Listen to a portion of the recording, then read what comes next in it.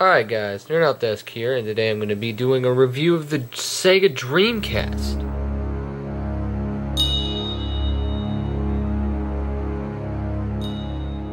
And if you don't know what the Sega Dreamcast is, well, it's the last console Sega ever made. Now a lot of people know about the Sega Genesis, but not a lot of people know about the Sega Saturn or the Sega Dreamcast. Now the Dreamcast was made to compete with the GameCube, the PS2, and after all that, Xbox, and well, let's just say it failed. This is the last console Sega ever made, but it doesn't mean that it's a bad console. I would have to say that this thing has won my heart extremely fast. I'm impressed. First console to have online gaming capabilities, well, built in. The Saturn could, but you know, Sega pioneered that. It uses CD-based technology, no cartridges, and well, the reason why it failed is pretty much that you could just burn a CD with a game and then put it in. Like, there was no piracy protection. You could just burn a CD and put it in there. Also, some major authors wouldn't produce games for the Dreamcast, but let me talk about this first. The first-party games for this console are amazing. Sonic Adventures, Crazy Taxi, you know, there's all kinds of great games. And the controller was awesome. I mean, it doesn't look like it would. It looks like it'd be weird to hold, but it's awesome. I mean, it has the 4 buttons. The infamous trigger button was like this was like the first controller to have one. A really nice joystick and pad, and you might be like, what's this hole for? Well, this thing had a freaking, like, Game Boy thing, like, built into the memory card. This is the memory card, and it's got, like, a joypad and A, B button. Now, the batteries are dead in this, so I can't actually show you what it does, but you pop it in to the controller like you would, like, a Nintendo 64 or something. Hold on here.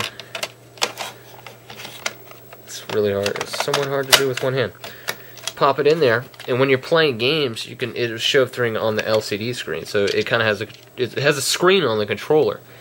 Only console to ever do that, and they really need to do that again. The second time it's ever going to be done was with the Wii U. So you know, that's that. So all right, now I'm gonna just pop in a game here. Let's get into some gameplay.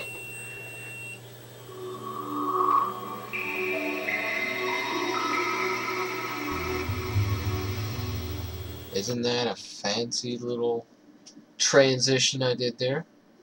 Alright, so, quick fact, the Dreamcast BIOS batteries, they've all died, so every time you turn it on, it prompts you to change the time, and I'm too lazy to do that. You can put a new one in, but it requires soldering, and, you know, I'll get around to it, but it's not, like, on my priority right now. Alright, so we're booting up a game right now. This is Sonic Adventures 2. It was such a good game, it was re-released on its competitor, the GameCube. How fancy.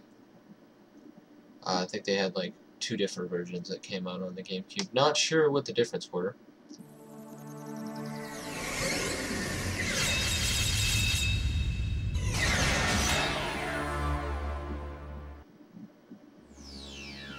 Yeah, I'm just gonna go through the menu. File select.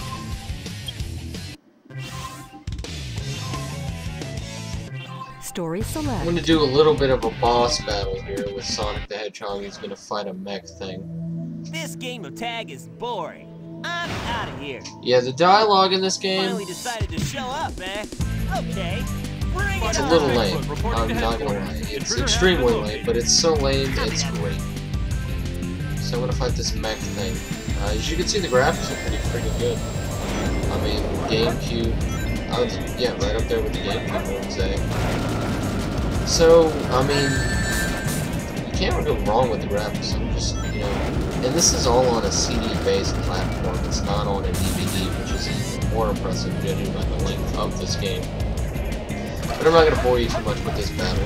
I'm just going to transition over, go over here to where I died, unfortunately. But good news is that I'm going to show you the best part of this game, which is Chow World. Chow World is where you raise these little animal things, and you like race them and stuff. It's like leveling up a character, except you're extremely much more of a loser. It's like WoW for people without a life.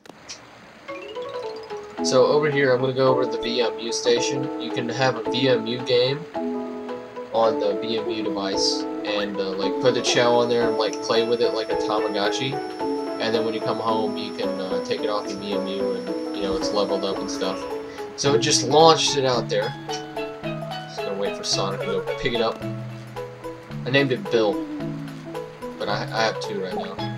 I know a lot of people that have like lost their lives to this little mini game inside this game because it's so fun. Like they could dedicate this to a game and I'd buy it instantaneously. Alright, one thing about this game though is like the people renders, like the renders of the people and their physics are extremely awkward, and you can definitely see this in the Chow World because like it's just not polished, but that's like the only thing that's not polished in this game. But if you're Dr. Eggman, you can really see how, he walks extremely well. So, do I recommend you get a Dreamcast? Hell yes, and this is why. I got this thing for 20 bucks. That's right, $20 with the power and AV cables and the controller. It didn't come with the VMU, but that cost an extra $5, which is not a really big deal.